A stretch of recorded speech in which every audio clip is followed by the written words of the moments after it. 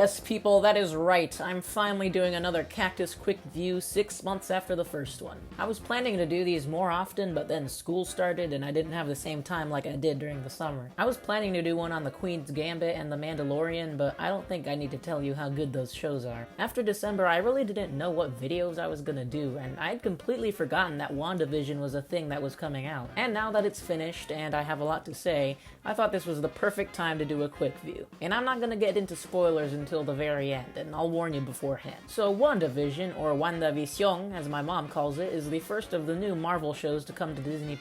These are shows that take place in the Marvel Cinematic Universe, and seeing as though Marvel movies were pretty much already glorified TV episodes, this makes perfect sense given the rollout of Phase 4. So the show starts out really weird. You'll notice right away that the first episodes are shot to look like a 1950s sitcom with smaller aspect ratio and a black and white filter. The characters are also acting in the same manner that many sitcom characters did from that era. When I first saw this, I, like many others, was very confused. You see, we haven't had Marvel anything in a year and a half, and we are very used to a certain formula when it comes to these things. So for us to be starved of Marvel content for over a year and then have the first thing back be this, you can understand why some of us were a little worrisome. To be completely honest, I love when studios go weird, and I encourage it. We need new, different ideas in this industry. But we also sometimes need a sense of familiarity and safeness, especially when we haven't had something in a while. It's the same reason why they made The Force Awakens pretty much just A New Hope.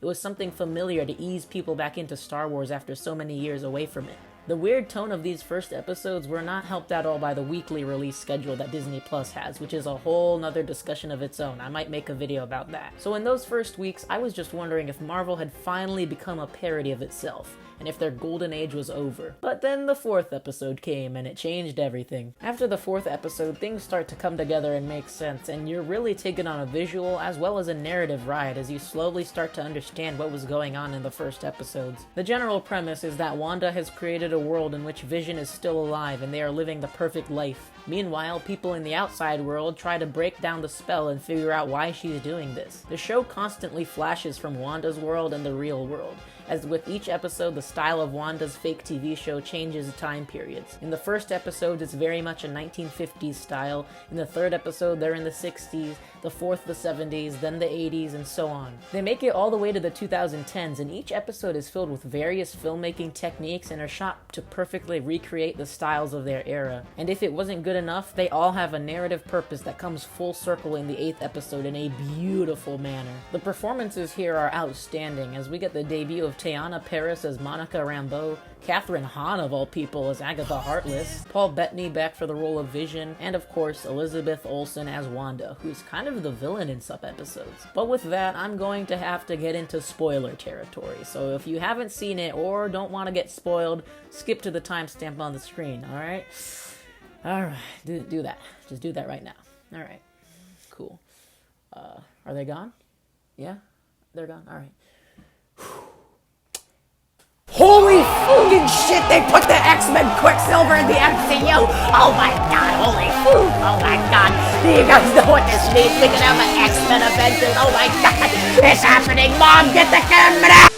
Yes, I would be lying if I said I didn't have a fanboy faintgasm when this happened. Now, while technically Evan Peters' Quicksilver was only in Wanda's world, it's still a huge moment for the MCU. I can only dream of the possibilities this opens up. Oh, and also Vision died again, or something like that. Look, this was a great and sad moment, yes, but what happened to White Vision? Didn't he transfer all of his memories into White Vision so he could just live on in the real world? Like, don't get me wrong, this last moment that Wanda gets with her lover is great, but you don't have to feel sad. He technically lives on, right? But they don't bring up White Vision ever again. He just leaves the show. Like, what? This is a big writing blunder, and I don't know why this didn't get addressed even more. The reveal of Agatha being evil was not at all surprising, which is not to say that it was bad. Catherine Hahn kind of blew me away in this show. There's one scene in particular where Vision is talking to her in a car and she goes from manic crazy witch back to a normal neighbor in an instant. I did not know that she had that kind of range. It's really surprising. While some people think that the finale was a bit rushed and should have been split into 2 episodes, I think aside from the whole White Vision blunder that I mentioned earlier, the finale was great. Alright, Spoilers over. Wandavision was a huge gamble for Marvel, and I think it paid off. It took a while for it to get going, but once it got into its swing, it was awesome. So with that being said, I'm going to give WandaVision a nice 8.5 Jimmy Woos out of 10. This is a really good show that you should go watch.